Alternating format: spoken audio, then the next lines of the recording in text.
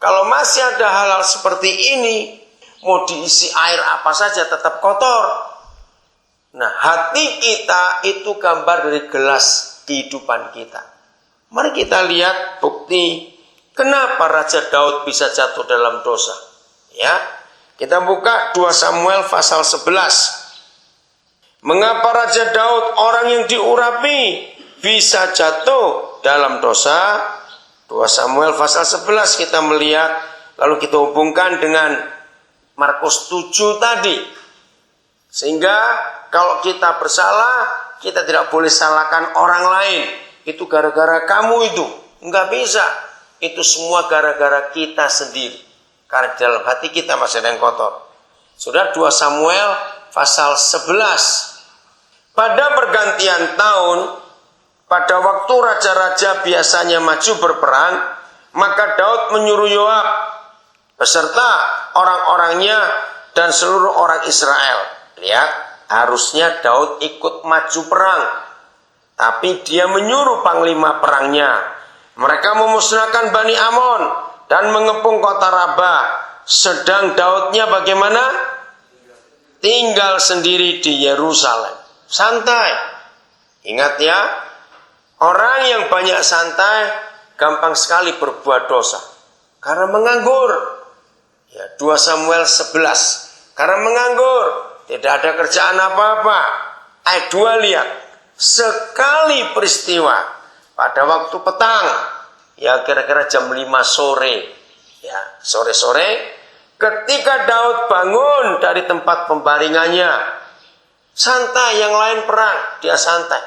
Lagi istirahat, dia bangun. Ya, apa yang terjadi?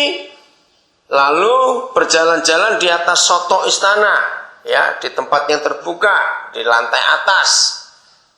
Tampak kepadanya siapa? Seorang perempuan sedang mandi. Nah, lihat ini ya. Perempuan itu sangat elok.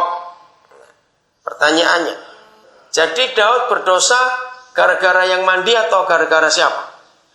Gara-gara hatinya. Orang mandi tidak berdosa, memang jamnya mandi.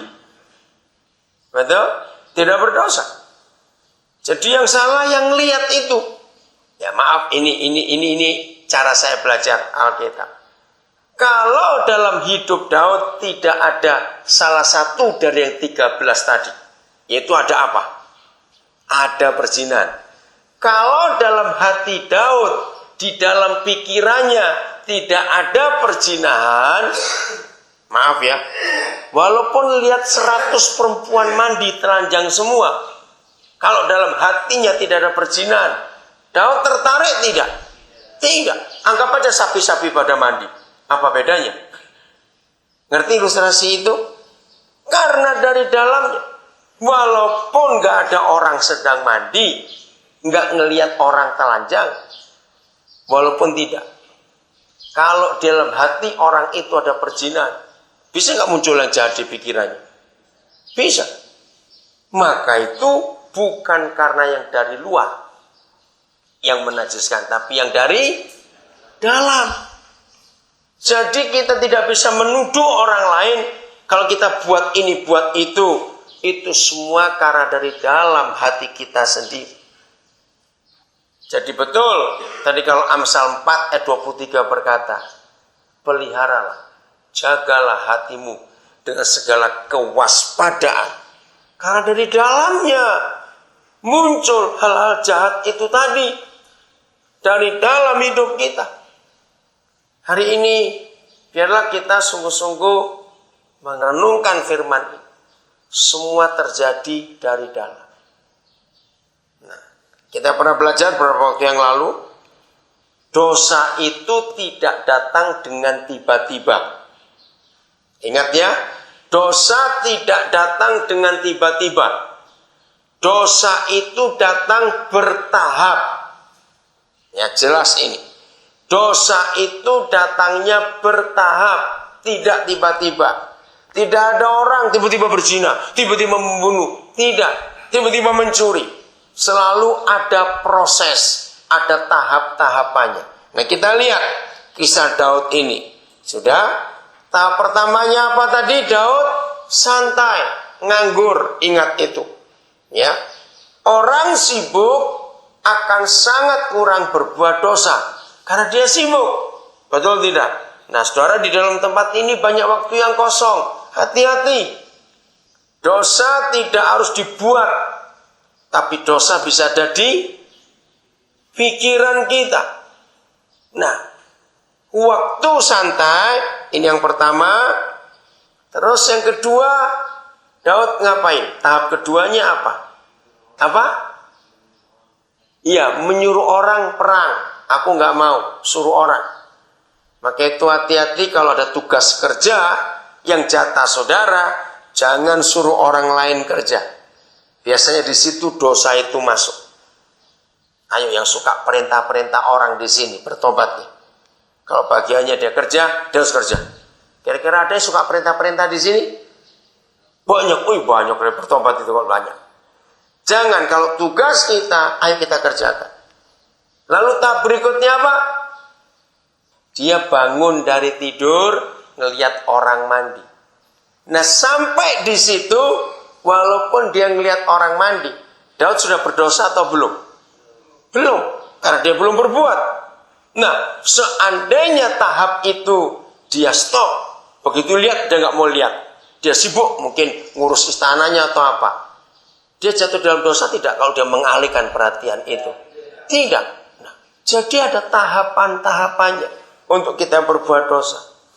Nah, ketika dia lihat orang mandi, di situ hatinya mulai jahat. Lalu suruh orang tanya siapa perempuan itu. Nah, mulai di sini. Kalau toh dia sudah suruh orang tanya siapa perempuan itu, dia stop di situ. Dia berbuat dosa tidak? Tidak. Tapi dia lanjut. Dia tahu, oh itu istri Uria, salah satu tentaranya yang hebat. Sayang Daud tidak stop di situ. Dia lanjut. Suruh apa? Panggil perempuan itu. Nah, di situ mulai. Jadi saudara, dosa itu bertahap. Ya. Kalau kita bisa menang, maka kita akan menang. Kita lihat Yakobus pasal yang pertama. Bagaimana tahapan-tahapan dosa? Yakobus pasal yang pertama. Kita akan baca mulai ayat yang ke-13. Apabila seorang dicobai, janganlah ia berkata, oh, pencobaan datang dari Tuhan. Sebab Tuhan tidak dapat dicobai oleh yang jahat, dan ia sendiri tidak akan mencobai siapapun. Nah, ayat 14. Tetapi tiap-tiap orang dicobai oleh apanya? Nah, ini dia keinginannya sendiri. Jadi semua timbulnya dari dalam. Keinginannya sendiri. Maka itu saudara, tiap kali muncul keinginan-keinginan dalam hidup kita, kita harus jaga. Kita harus periksa, ini ingin untuk apa? Orang ingin makan, dosa atau tidak? Ayo, orang ingin makan, dosa atau tidak? Tidak, itu memang jamnya makan. Tapi waktu dia makan, lihat makanan teman yang lain, timbul apa? Keinginan. Kenapa dia punya lebih banyak, aku punya lebih sedikit? Nah, jadi ingin makan tidak dosa. Begitu pula, ingin belanja, beli ini, beli itu, dosa atau tidak? Tidak. Tapi itu menjadi dosa kalau uang kita nggak cukup, ingin barang yang bagus, nah timbul ingin mencuri, itu dosa. Semua dosa kita dimulai dari apa tadi? Keinginan diri sendiri. Setelah itu, saya ulangi lagi 14, tetapi tiap-tiap orang dicoba oleh keinginannya sendiri. Karena ia diapakan? Diseret, ditarik ke situ. Sampai di sini pun kita belum berdosa. Waktu kita diseret oleh si iblis. Kalau kita menolak, kita lawan iblis, siapa yang menang? Kita atau mereka? Kita yang menang. Nah, ketika kita diseret, kita diam. Kita ikut saja.